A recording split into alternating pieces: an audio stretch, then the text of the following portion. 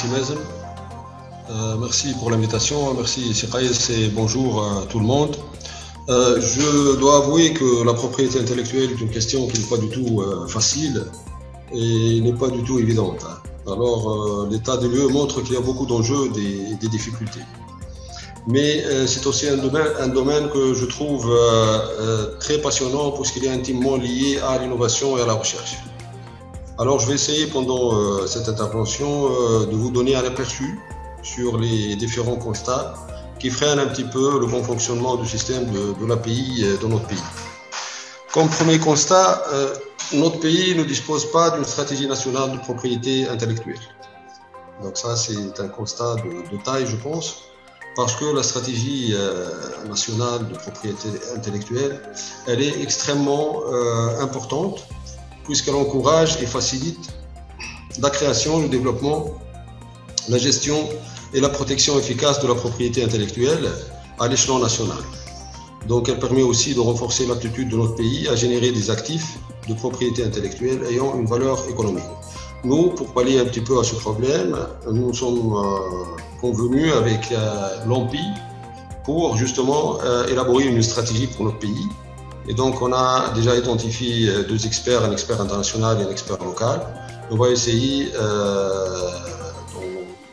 je pense au début de l'année prochaine, 2021, de dessiner le contour d'une stratégie intellectuelle avec bien évidemment la concertation avec tous les acteurs et tous les stakeholders qui sont sur la scène et qui appartiennent à notre écosystème d'innovation et de propriété intellectuelle et de recherche, bien évidemment. Aussi, comme deuxième constat, il y a donc une absence, si vous voulez, de propriété, de politique de propriété intellectuelle au sein des universités et des instituts de recherche. Et là, vous savez qu'une politique en matière de propriété intellectuelle, c'est une pierre angulaire de l'innovation et de la créativité pour les universités, pour les organismes de recherche, notamment les organismes publics. Elle fournit une structure, une prévisibilité, un cadre permettant aux académiciens et chercheurs d'innover plus facilement.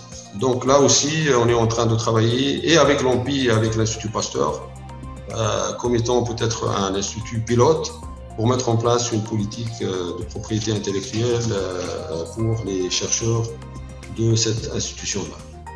Comme troisième constat, nous avons aussi remarqué qu'il y a une connaissance insuffisante du système de propriété intellectuelle chez les Tunisiens.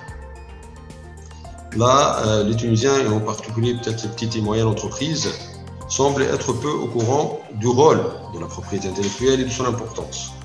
Et donc, il faut attirer l'attention sur cette question et essayer d'informer le public au sujet de l'API. Donc, puisque les entreprises, on a remarqué qu'elles peinent à gérer stratégiquement leur propriété intellectuelle, alors qu'elles se doivent de modifier leur structure de gouvernance interne pour favoriser une réflexion, voire une planification plus large au sujet de l'API.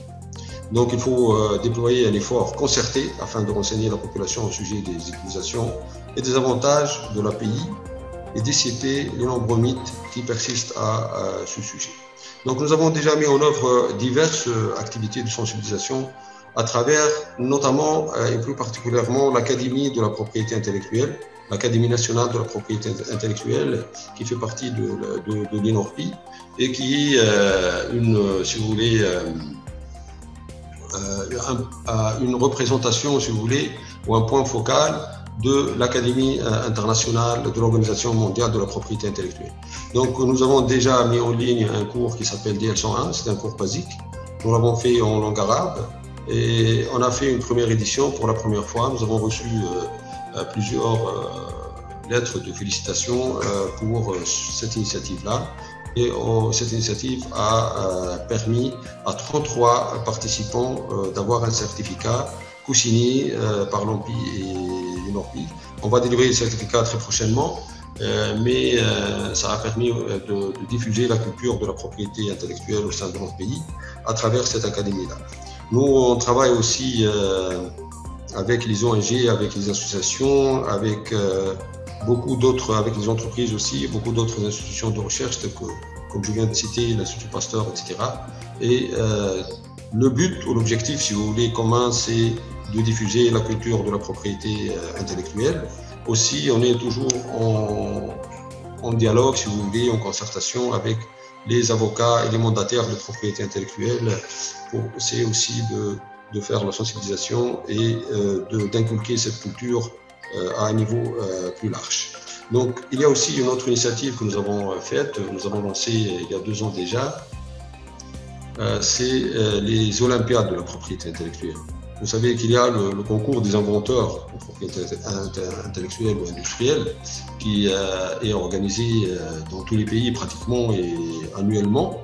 Mais les Olympiades, c'est une première, donc c'est une idée forte. Je trouve que c'est une idée qui mérite d'être brevetée là. Donc c'était le premier pays qui a, donc c'est le Made in Tunisie, le vrai Made in Tunisie parce que c'est une idée tunisienne, purement tunisienne, et elle a été adoptée par l'Organisation mondiale de la propriété intellectuelle. Nous avons déjà lancé la première édition pour les étudiants qui ont essayé de faire ou de concevoir le logo déjà de l'Olympiade de la propriété intellectuelle. C'était un Tunisien qui a pu donc remporter le prix. Et la 2e édition, c'était un Tunisien avec 2 autres du Bahreïn. Donc, pour la 2e édition de cette Olympiade, l'Organisation mondiale de la propriété intellectuelle a beaucoup apprécié l'idée et les trophées et les médailles sont offerts par cette organisation-là. Donc c'était un travail très important, je trouve, et c'est une initiative qui a fait beaucoup de buzz à l'échelle internationale, donc elle est maintenant exportée. Je pense parce que de par la participation de tous les pays, ça montre qu'elle s'internationalise et on espère par la suite que tous les pays font de même que notre pays pour inculquer cette culture parce que l'Olympiade de la propriété intellectuelle, elle vise surtout les jeunes, disons les élèves et les étudiants, etc. Donc ces gens-là devront être avertis et sensibilisés à l'importance de la propriété intellectuelle, à la créativité, à l'innovation, etc. Comme 4e constat, il y a un manque de spécialistes dans la rédaction de brevets. Là, c'est un problème, je pense, chronique parce que ces compétences professionnelles constituent un vrai obstacle lorsqu'ils sont absents pour l'utilisation du système de la propriété intellectuelle.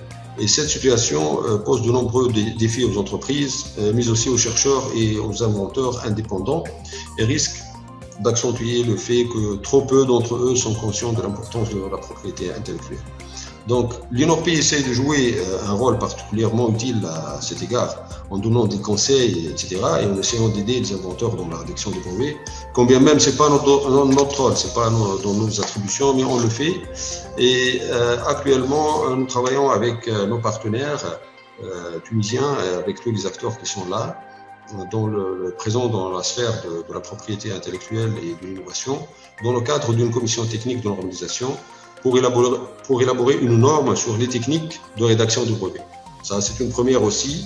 Cette norme-là va certainement aider les gens à pouvoir rédiger correctement leur demande de brevet et améliorer les chances de l'obtention et de la délivrance du brevet. Comme 5e constat, nous avons aussi vu qu'il y a des difficultés de commercialisation des résultats de la recherche. Bien évidemment, de la part des chercheurs et des universités, mais aussi des centres de recherche. Les universités sont peut-être les mieux placées pour s'occuper ne sont pas peut-être les mieux placées pour s'occuper de la commercialisation, puisqu'elles ont d'abord pour mandat l'enseignement et la formation.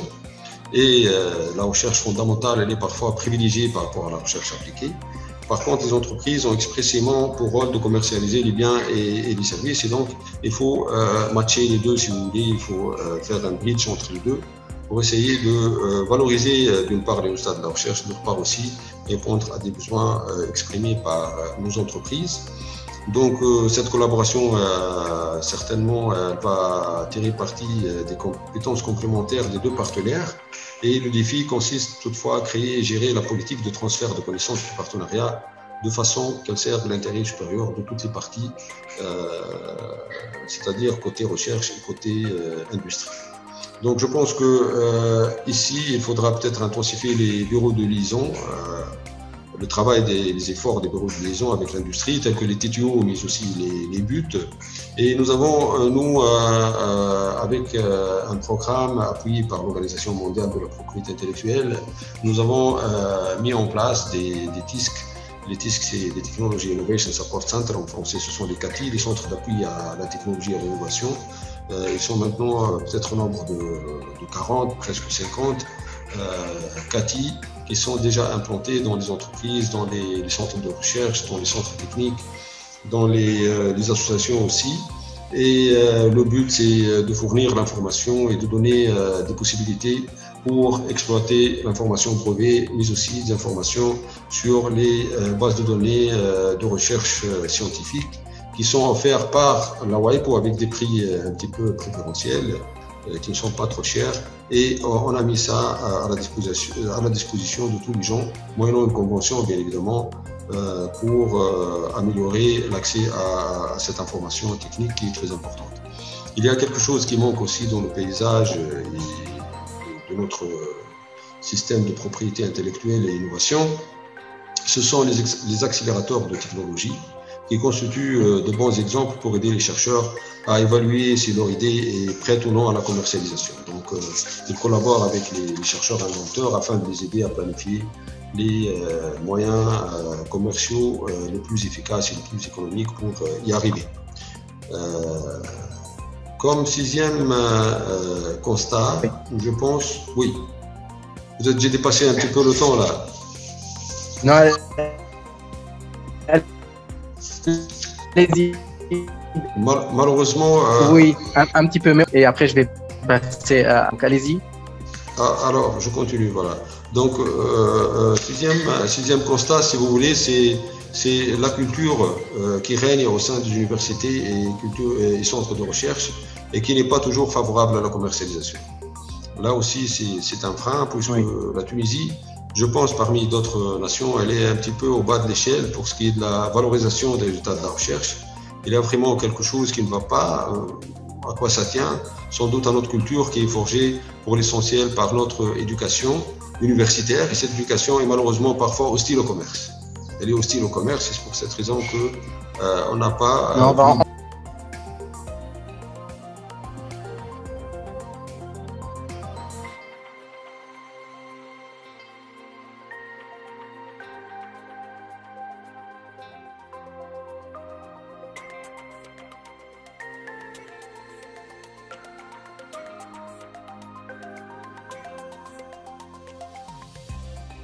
faire donc une recommandation, voilà. Donc, je pense qu'il faut, et c'est urgent, identifier les mesures à mettre en place afin de faire prendre conscience de l'importance de la propriété intellectuelle parmi les chercheurs et les PME. Ça, c'est très important. Et peut-être avec cela, il faut élaborer des programmes de formation qui aideront à renforcer la gestion stratégique des actifs de la propriété intellectuelle. Est-ce que je peux parler?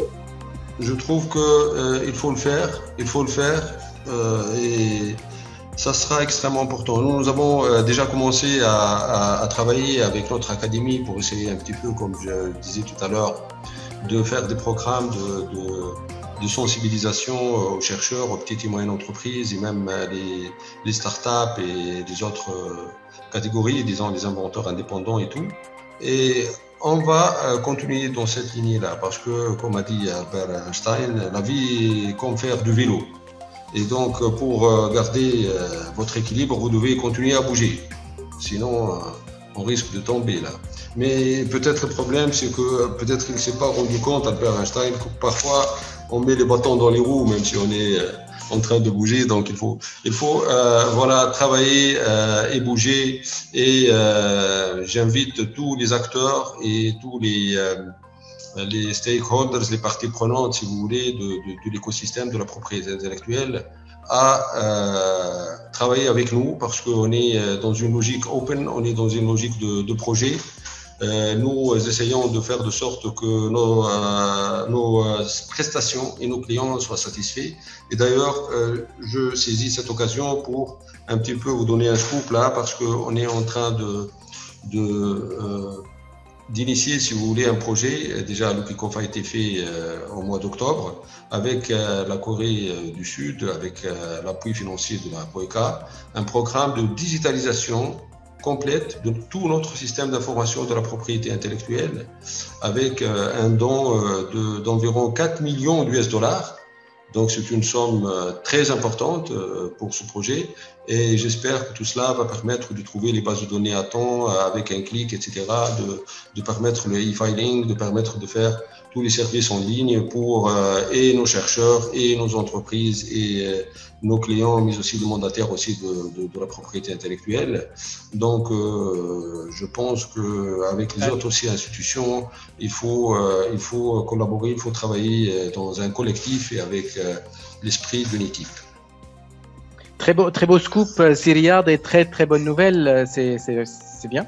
Et je pense que c'est un bon projet et je vais répondre aussi à votre invitation et puis potentiellement on s'appellera après parce que voilà, avec le projet Innovi, on aimerait aussi pouvoir collaborer avec vous et vous aider, vous assister sur votre travail et je pense que on peut faire pas mal de choses tous ensemble encore une fois. Merci Riyad.